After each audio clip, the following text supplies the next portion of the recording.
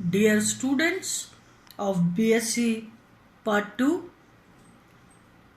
हम लेंथेनाइड्स और एक्टिनाइड्स में आज कॉम्प्लेक्सेशन पढ़ने जा रहे हैं। मैं डॉक्टर पूर्णिमा दीक्षित आपके साथ लेंथेनाइड्स एक्टिनाइड्स के कॉम्प्लेक्सेशन की जो प्रवृत्ति है, संकुलन की जो प्रवृत्ति है, उसके बारे में हम पढ़ेंगे। अभी तक आपने लेंथेनाइड एक्टिनाइड्स के ऑक्सीडेशन स्टेट्स, मैग्नेटिक बिहेवियर, उनके कॉन्फ़िगरेशन सभी कुछ देखा। अब कॉम्प्लेक्सेशन के लिए, संकुलन के लिए आप जानते हैं, संकुल बनने के लिए आवश्यक होता है कि जो धातु है वो लिगेंड से लोन पेयर ऑफ इलेक्ट्रॉन ले करके सिग्मा बंध बनाए, और धातु के जो भरे हुए कक्षक होते हैं उससे इलेक्ट्रॉन वापस लिगेंड्स की तरफ चले जाते हैं, और इस तरीके से पश्च बंधन, बैक बॉन्डिंग हम उन्हें कहते हैं। इलेक्ट्रॉन्स का धातु आयन में आना सिंगल बॉन्ड बनाता है, जबकि धातु के भरे हुए कक्षक से इलेक्ट्रॉन्स का वापस लिगेंड की तरफ स्थानांतरण, पश्च बंधन, उस बंध को डबल बंध के गुण देता है, और इस प्रकार से जो बंध है उसमें और मजबूती आ जाती है। इसे हम सिनर्जिक मैकेनिज्म कहते हैं। अंतर्भूत संक्रमण तत्वों में संकुलन की प्रवृत्ति कम होती है, क्योंकि आप जानते हैं कि F कक्षक में अंतर्भूत संक्रमण तत्व मतलब जो संक्रमण तत्वों के अंदर आते हैं, लेंथेनाइड्स एंड एक्टिनाइड्स, और इसमें F कक्षक भरने लगते हैं, और यही कारण होता है कि F कक्षक चूंकि बाह्य S और P कक्षक के अंदर होते हैं, तो बाहर के S और P कक्षक उन्हें आने वाले लिगेंड से परिरक्षित करते हैं और बंधन में भाग लेने में बाधा उत्पन्न करते हैं। अंतर्भूत संक्रमण तत्वों में संकुलन की प्रवृत्ति कम होती है। संकुलन के लिए धातु के पास ऐसे रिक्त कक्षक उपलब्ध होने चाहिए जिन्हें वे लिगेंड से इलेक्ट्रॉन ग्रहण कर लिगेंड टू मेटल L2M, आप क्या उसको प्रदर्शित करते हैं, L2M, ligand to metal lone pair of electron दे करके एक सिग्मा बंध बनाते हैं। तो संकुलन के लिए धातु के पास ऐसे रिक्त कक्षक उपलब्ध होने चाहिए जिनमें वे लिगेंड से इलेक्ट्रॉन ग्रहण कर ligand to metal sigma bond बनाते हैं या बना सके, तथा भरे हुए ऐसे कक्षक भी होने चाहिए धातु आयन पर, ऐसे कक्षक होने चाहिए भरे हुए जो कि इलेक्ट्रॉन लिगेंड को दे करके और इस प्रकार से पश्च बंधन कर सके। धातु के पास भरे हुए इलेक्ट्रॉन कक्षकों में इलेक्ट्रॉन होने चाहिए जो जिनका स्थानांतरण लिगेंड की तरफ हो करके और पाई बंध बना सके, या डबल बॉन्ड के गुण उत्पन्न हो जाते हैं। तो इस तरीके से डबल बॉन्ड के गुण उत्पन्न हो जाते हैं, मतलब स्थायित्व बढ़ जाता है। अंतर्भूत संक्रमण तत्वों में N-2, आप जानते हैं N-2 ये दोनों ही इलेक्ट्रॉनिक विन्यास है। आप देख रहे हैं कि जहां S कक्षक में 2 इलेक्ट्रॉन हैं, D कक्षक में 1 इलेक्ट्रॉन और F कक्षक खाली था, वहीं सीरियम पर F कक्षक में 2 इलेक्ट्रॉन, D कक्षक रिक्त और 6s2 विन्यास है इसका, मतलब 4f2 के ऊपर 5s2 और 5p6 जेनॉन में पूर्ण रूप से भरे होते हैं। जेनॉन के बाद जो है वो लेंथेनम तक एस कक्षक में एक एक इलेक्ट्रॉन भरते हैं। लेंथेनम पर एक इलेक्ट्रॉन डी कक्षक में आता है, 5D कक्षक में, जिसके पश्चात सीरियम में 4F कक्षक में 2 इलेक्ट्रॉन डी कक्षक खाली और 6s2 कक्षक जो है ये लास्ट या आउटर मोस्ट 6s2 कक्षक 6s कक्षक में 2 इलेक्ट्रॉन रहते हैं। इस प्रकार से n-2 F कक्षक में इलेक्ट्रॉन्स भरते हैं अंतर्भूत संक्रमण तत्वों में। बाह्यतम और बाहर के n-1 S2p6 जेनॉन विन्यास, ठीक है, इलेक्ट्रॉन द्वारा परिरक्षित होते हैं। कौन? ये 4F कक्षक। अतः बंधन हेतु कम उपलब्ध हो पाते हैं। F कक्षक के इलेक्ट्रॉन्स बंधन के लिए कम अवेलेबल होते हैं या उपलब्ध होते हैं, क्योंकि इसके ऊपर 5s2 5p6 विन्यास वाले इलेक्ट्रॉन्स जो हैं वो F कक्षक को परिरक्षित करते हैं। इसके अलावा अधिक आवेश युक्त धनायन में बड़े ऋणायन को ध्रुवित करने की क्षमता अधिक होती है। जो लिगेंड है वो ऋणायन है और धातु आयन जो है वो धनायन है, क्योंकि आप जानते हैं F कक्षक में एक एक इलेक्ट्रॉन बढ़ते जाते हैं, उसके साथ ही नाभिक में भी एक एक इलेक्ट्रॉन बढ़ता जाता है और इस प्रकार से प्रभावी नाभिकीय आवेश भी बढ़ रहा है, जिसको आपने लेंथेनाइड संकुचन या लेंथेनाइड कॉन्ट्रैक्शन में पढ़ा था। तो जो ऋणायन होते हैं वो आकार में बड़े होते हैं और ये धनायन आसानी से उन्हें ध्रुवित करने की क्षमता रखते हैं। इस तरीके से बंध में सहसंयोजक गुण बढ़कर स्थायी संकुल निर्माण में सहयोगी होते हैं। परंतु अंतर्भूत संक्रमण तत्वों के बड़े आकार के कारण आवेश घनत्व कम होता है। क्या होता है? आवेश घनत्व कम होता है। अतः लेंथेनाइड व एक्टिनाइड तत्वों में संकुलन की प्रवृत्ति कम होती है। ये चूंकि आकार में बड़े होते हैं और इसीलिए इनका जो आवेश घनत्व है वो कम होता है और इसीलिए ये कक्षक F कक्षक के जो इलेक्ट्रॉन हैं ये परिरक्षित भी रहते हैं और यही कारण है कि इनमें संकुलन की प्रवृत्ति कम होती है। इनका बाह्य इलेक्ट्रॉनिक विन्यास क्षारीय व क्षारीय मृदा धातुओं के अधिक समान। क्या हो गया? क्षारीय और क्षारीय मृदा n-1 S2p6, ठीक है। तो क्षारीय मृदा धातुओं के समान इनका विन्यास होता है। n-1 S2p6 होने के कारण ये उनकी तरह विलयन में आयनिक रूप में रहते हैं और संकुलन की प्रवृत्ति कम होती है। लेंथेनाइड आयनों के बाह्यतम 8 इलेक्ट्रॉन, हम बात कर रहे हैं लेंथेनाइड की, तो 4F कक्षक भरते हैं लेंथेनाइड में।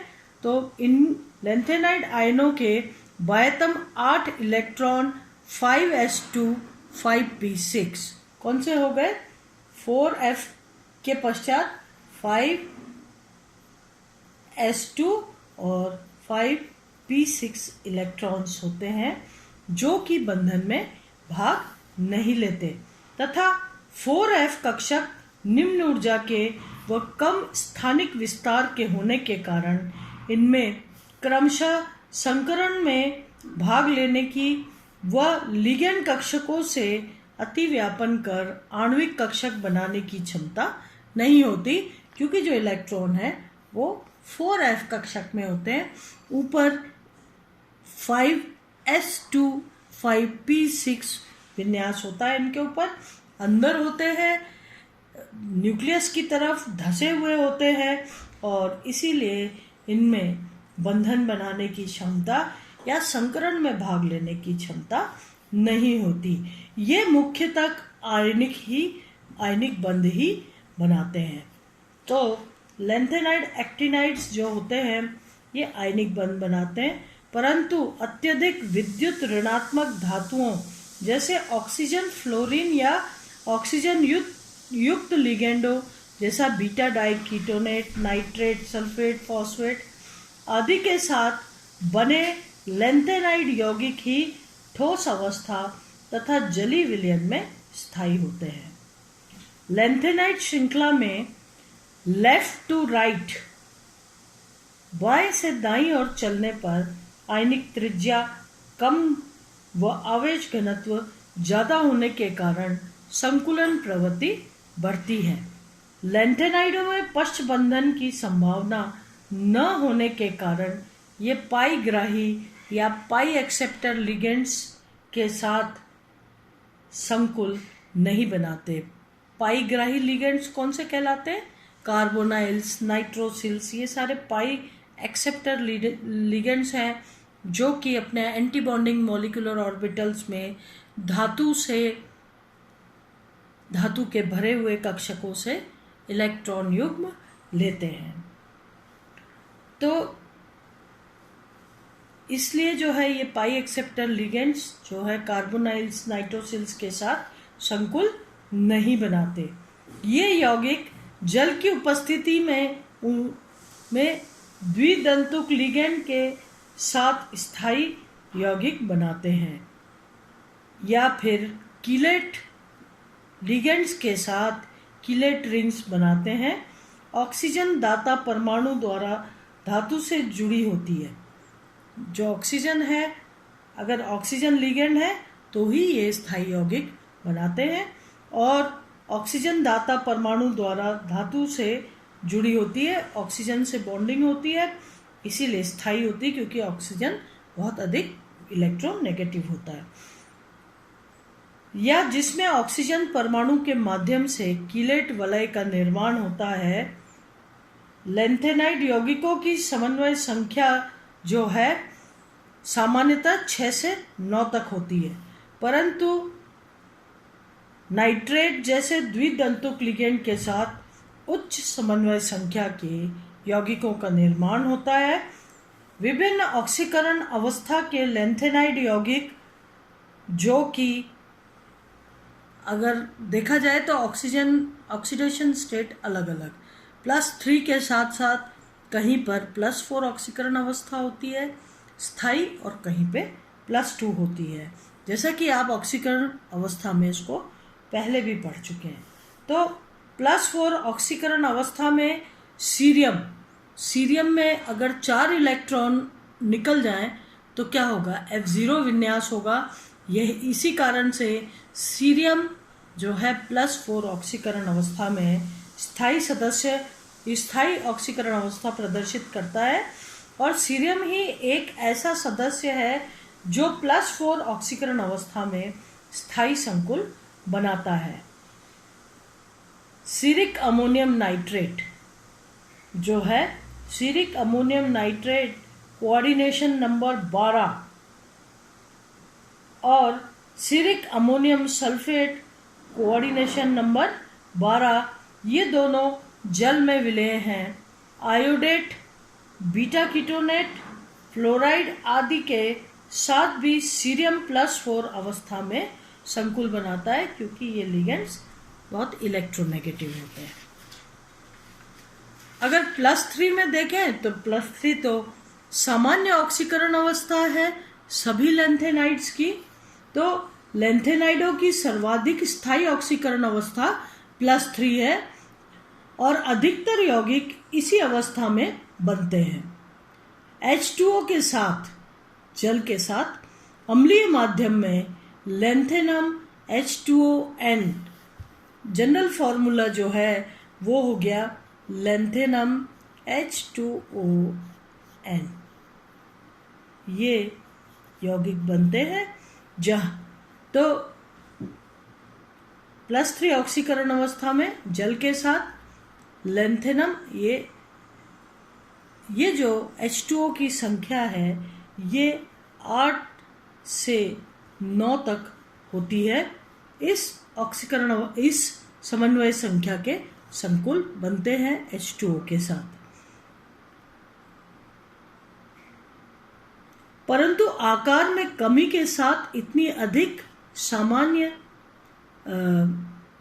आकार की कमी के साथ इतने अधिक समन्वय संख्या के यौगिक बनने का कारण यह है कि फायन के नियमानुसार छोटे धनायनों की ध्रुवण शक्ति अधिक होती है और ये जुड़े H2O अणुओं को ध्रुवित कर देते हैं और ये अणु अन्य H2O अणुओं से हाइड्रोजन बंध बनाकर जल योजन क्षेत्र सेकेंड हाइड्रेशन स्फीयर का निर्माण करते हैं, द्वितीय जल योजन क्षेत्र का निर्माण करते हैं। इस प्रकार छोटे धनायनों की समन्वय संख्या बढ़ जाती है।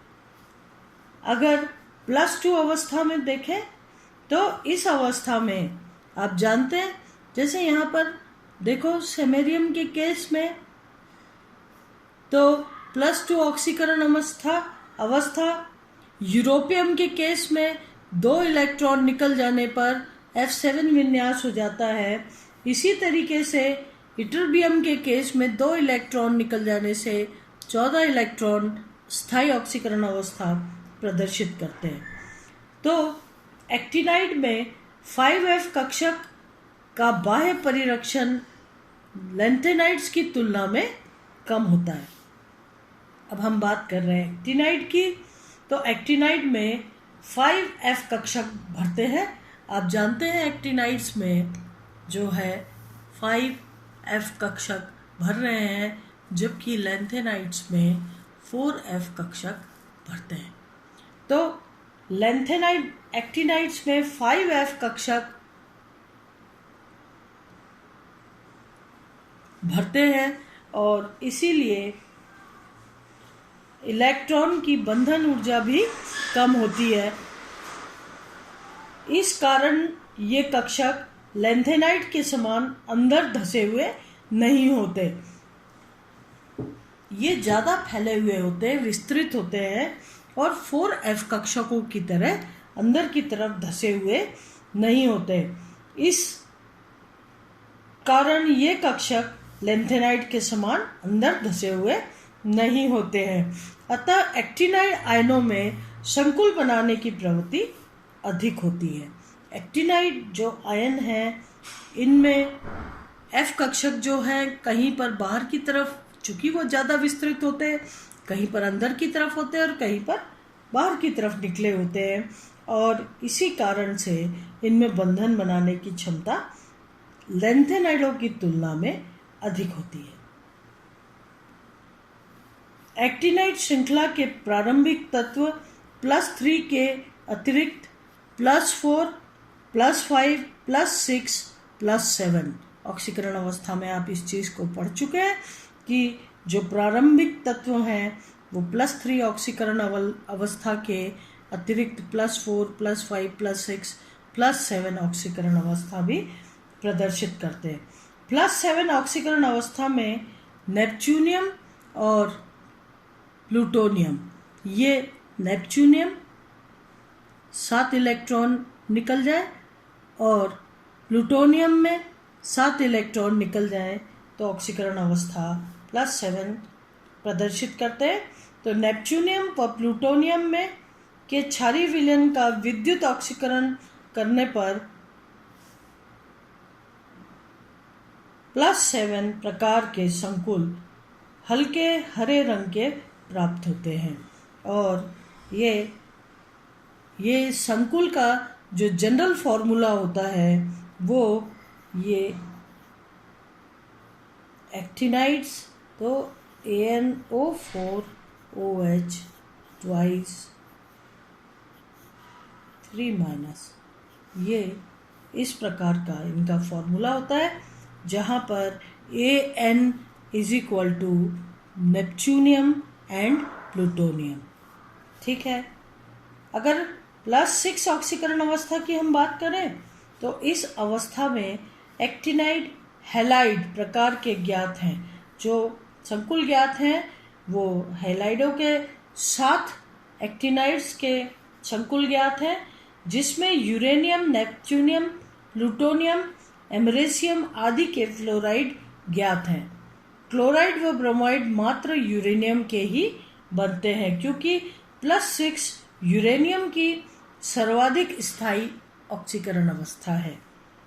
अगर +5 के केस में जाए तो फ्लोरीन व ऑक्सीजन के साथ इस ऑक्सीकरण अवस्था में यौगिक ज्ञात हैं, जहां पर जो धातु आयन है वो है प्रोटोएक्टिनियम, यूरेनियम, नेपच्यूनियम, प्लूटोनियम और एमरेसियम। इस प्रकार के जो संकुल बनते हैं +5 ऑक्सीकरण अवस्था में फ्लोरीन और ऑक्सीजन के साथ ही इन धातु आयन के बनते हैं। इस प्रकार के संकुल आयन जो कि AnO2 से कम स्थायी होते हैं, जल अपघटित होकर AnO2 ऑक्सीकरण स्टेट 6 प्रकार के यौगिक बनाते हैं। अगर +4 ऑक्सीकरण अवस्था की बात करें, एक्टिनाइडों के सर्वाधिक स्थायी संकुल +4 ऑक्सीकरण अवस्था में ज्ञात है फ्लोराइडों के साथ। इनमें जो धातु आयन है वो +4 ऑक्सीकरण अवस्था में ज्ञात है फ्लोराइडों के साथ, ठीक है। और अगर +3 ऑक्सीकरण अवस्था देखें तो एमरेसियम के बाद आने वाले तत्वों में यह ऑक्सीकरण अवस्था स्थायी है। एमरेसियम जो है, एमरेसियम के बाद +3 ऑक्सीकरण अवस्था स्थायी ऑक्सीकरण अवस्था है। +2 ऑक्सीकरण अवस्था के लिए नोबिलियम की सर्वाधिक स्थायी ऑक्सीकरण अवस्था है। नोबिलियम जो है ये +2 ऑक्सीडेशन स्टेट, चूंकि यहाँ पर आपको दिख ही रहा है कि F14 इलेक्ट्रॉन्स रह जाते हैं, अगर 2 इलेक्ट्रॉन निकल जाए इस कक्षक से तो नोबिलियम की +2 ऑक्सीकरण अवस्था अधिक स्थायी ऑक्सीकरण अवस्था होती है। अब इसके बाद लैंथेनॉन्स और एक्टिनॉन्स के जो आइसोलेशन है वो आप स्वयं बुक से पढ़ेंगे और हम अगला चैप्टर जो है वो अगले लेक्चर में लेंगे। आज के लिए इतना ही, धन्यवाद।